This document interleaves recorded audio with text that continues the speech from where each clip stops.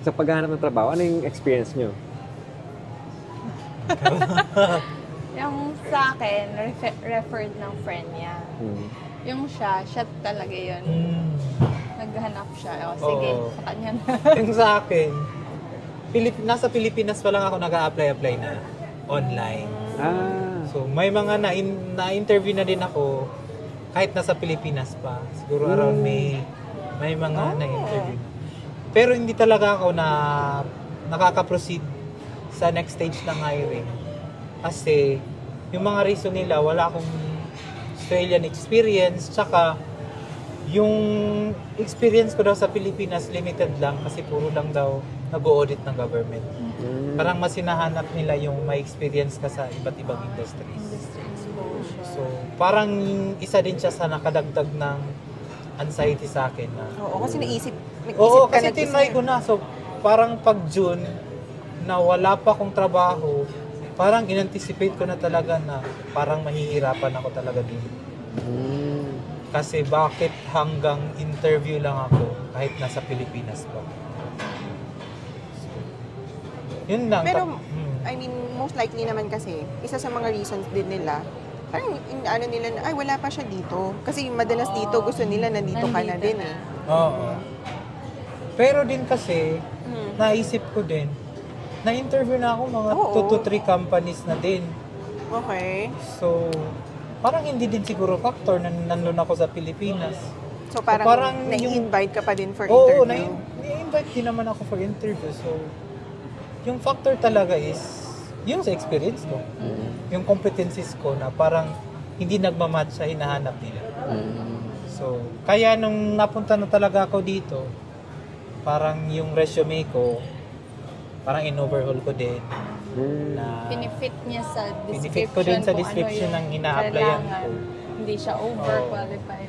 Pero kahit sa Pilipinas naman din, hindi naman talaga ako nag-a-apply ng mga senior level.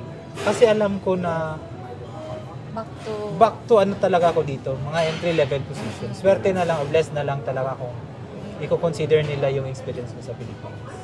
Pero no, thank God kasi hindi ka nawalan ng pag-asa na parang syempre, ay, ano ba sila? Ba't di nila titingnan yung kasi inahanap agad nila yung experience. Eh, alam naman nasa Pilipinas, parang ka-experience dito sa Australia, di ba?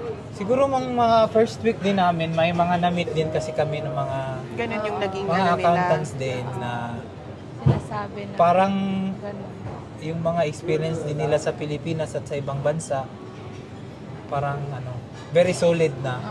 Pero it took them a while din para makakita ng trabaho. Tapos yung mga entry level din na trabaho nila is parang nag-start din sila ng ng ganitong mga work. Very good. Wag lang mawalan pag-asa. At ngayon naman, di ba? Diyan ang work. Diyan ang marami work. pa kami pera? Oo. Marami hindi pera. pa din. I mean, nandiyan ang work. At least nandiyan na meron. yung blessing talaga. Pero, di ba ang galing nung experience nyo? Parang, gaano katagal ka ngayon nakahanap ng work?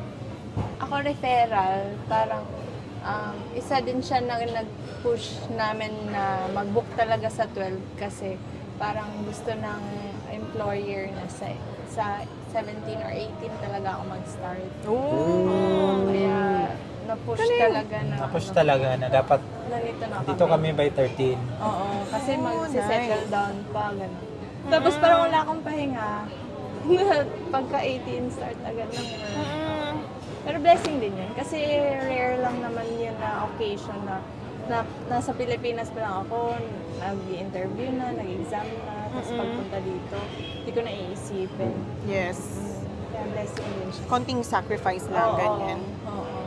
Ngayon, pwede nang pahinga munang konti pag weekend. Pag weekend. Pero ang galing ng no? Siset na. Nakalimutan mo siya. Yung sa kanya. Yung sa'yo, 3 weeks. record din mo kayo.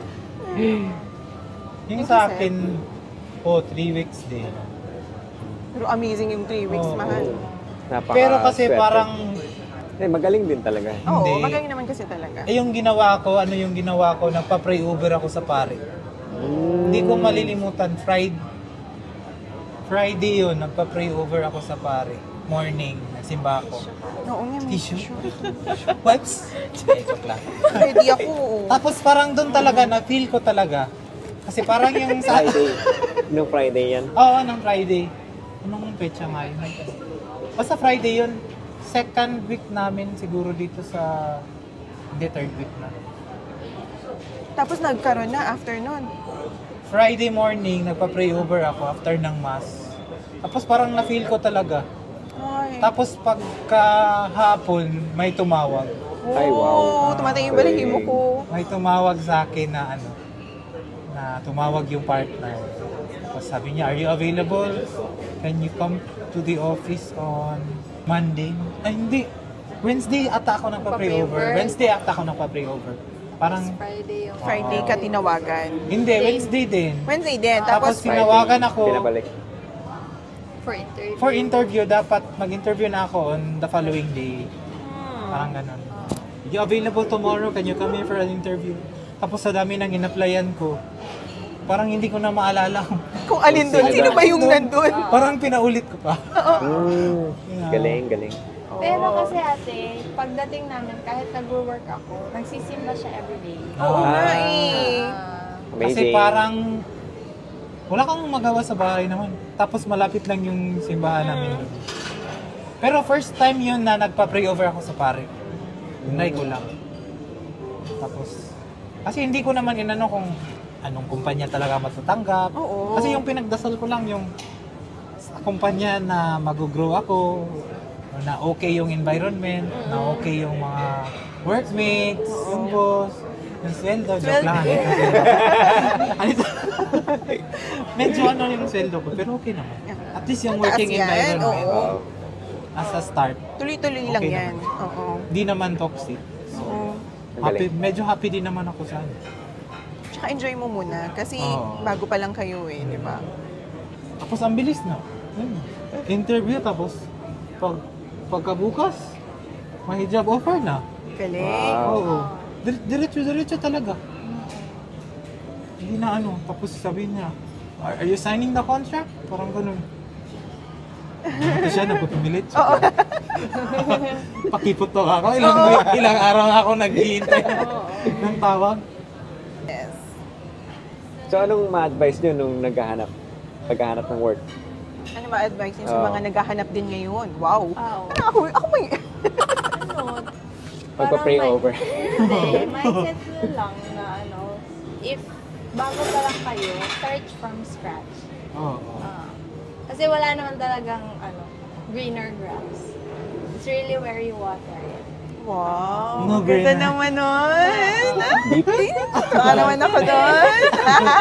Quotable quotes natin. Very good naman to, baby girl. Galing, galing, galing. Wag lang mamili siguro. Hmm. It Pag sa... will come. Ay, ano? It will really come. Oo, darating din yun. Sipag lang. Tuloy-tuloy lang. Apply, Apply ng lang, apply. apply lang. Yun. Oo. Apply lang. Tsaka kung mas, ano pa yung mga pwede. Pwedeng, pag ayan, may mga nakikilala na. Like, kunwari, may mga community na. Ah. Uy, paano naman? Baka meron kayo dyan. Yung mga kakilala, kung ano ba, mga connections Connections that we that have. we have. Malay mo, lipat kami sa... Oo, Joke lang. di ba? Baka makita ng partner. Ay, oo, huwag muna daw.